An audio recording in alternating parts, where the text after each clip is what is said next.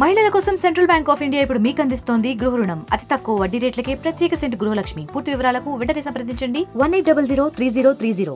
దేవుడు పంపగా వచ్చాను ప్రజల కొరకు, ముఖ్యంగా తెలుగు రాష్ట్రాల కొరకు, దేశం కొరకు. కనుక ఈ హైడ్రా అన్నదే హైడ్రామా. ఇప్పుడు నేను రంగంలోకి దిగాను ఈ డ్రామాని అరికట్టడానికి. చట్టానికి విరుద్ధంగా ఎవరైనా కమిషనర్ రంగనాథన ఎవరిని విడిచిపెట్టాను. చూసారా, చంద్రబాబు నాయుడు గారు వచ్చిన తర్వాత 3 IPS సస్పెండ్ నోటీసులు వెళ్ళాయి. గుర్తించుకోండి, రాజశేఖర రెడ్డి టైంలో IAS అందరూ జైలుకు కూడా వెళ్ళారు చాలా మంది. మీ IAS, IPS, IRS, IFS I'm warning you, police officers, listen carefully. You are not above the law. When the chief minister and prime minister is not above the law, President VV Giri is not above the law. There is one KA Paul to question you. Before I had lawyers whom you bought. ఒక lawyer KCR 5 కోట్లు ఇచ్చి కొనిశాడు నా state vacate చేయడానికి. ఇప్పుడు నన్ను ఎంత కొనగలం? Revanth Reddy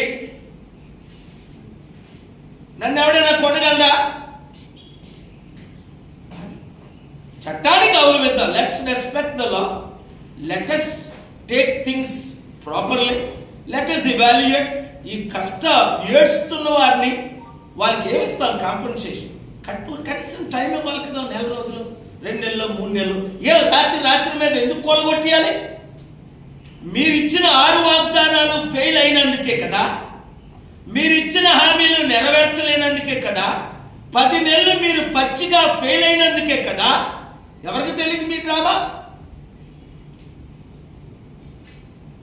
చిత్తశుద్ధున్న media వారందరూ ఈ ప్రశ్నలకు స్పందించమని రేవంత్ రెడ్డిని నిలబెడతారు నెక్స్ట్ ప్రెస్ మీట్ లో. ఆ బట్టి విక్రమార్కని నిలబెట్టండి, ఈ మినిస్టర్లు నిలబెట్టండి.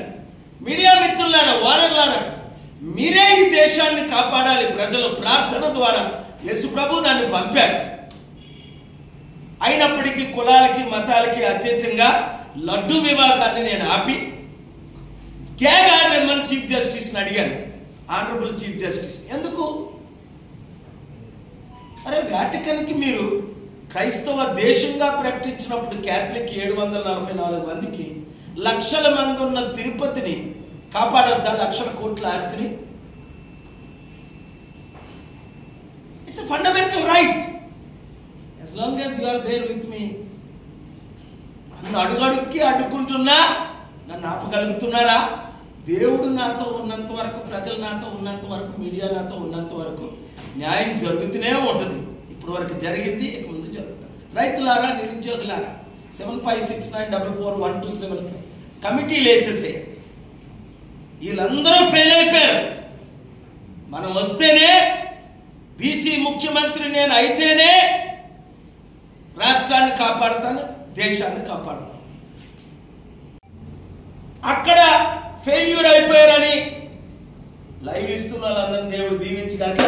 మీ పిల్లల కొరకు, మీ భవిష్యత్తు కొరకు. ఎస్, ఇల్లీగల్ కన్స్ట్రక్షన్ రాంగే. నదుల్ని, కాలువల్ని మనం కాపాడకపోతే, పార్కుల్ని, అది రాంగే. రేవంత్ రెడ్డి ఐడియా బాగుంది, మరి ఈ ఐడియా వెనకతల ప్లాన్ బాగోలేదు, ఇంప్లిమెంటేషన్ బాగోలేదు, చట్ట విరుద్ధం అని వాళ్ళకి తెలిసిపోయింది. అందులో కోర్టులో స్టే ఉంటుండగా కొన్ని విషయాలు ముందు అమెండ్మెంట్, ఇంత పెద్ద కట్టడాన్ని కూల్చడం ఎవడైనా కూల్చేస్తాడు. కొత్తగా 4 మెషిన్లు తీసుకొచ్చినట్ట డ్రైవర్కి 2.5 లక్షల శాలరీలు అట. ఎందుకంటే ఆడు 15 నిమిషాల్లో కూల్చి పడేస్తున్నాడు. అబ్బా, ఒక కట్టినోడిని తీసుకురారా. చైనాలో 15 రోజుల్లో, కోవిడ్ టైంలో, కరోనా టైంలో బిల్డింగ్ల హాస్పిటల్ కట్టారు. అలాంటి బుద్ధులు ఎవరికైనా ఉన్నాయో మన దేశంలో?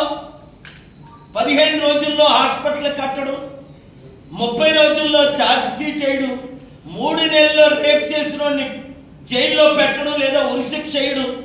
మంచికి తెలివితేటలు లేవులకి,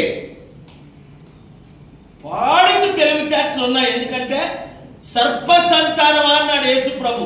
తల నుండి నెత్తురుకి పాదాల వరకు విషమే విషం. వీళ్ళు తలంపులే విషం, వీళ్ళ మాటలే విషం. వీళ్ళ ఐడియాలే విషయం. పీస్ మిషన్ ని క్యాన్సిల్ చేయాలి, అక్టోబర్ 2ని సమిట్ పెడదాం అంటే కోతిలా గెంతాడు రేవంత్ రెడ్డి. పెడదాం సార్ అని ఎలక్షన్ ముందు, ఎలక్షన్ తర్వాత 4 సార్లు కలిసి. ఇప్పుడు ఎందుకు పెట్టలేదు అంటే మా మేడం పెట్టనివ్వట్లేదట. సోనియా గాంధీ మేడము పెట్టనివ్వట్లేదట అక్టోబర్ 2.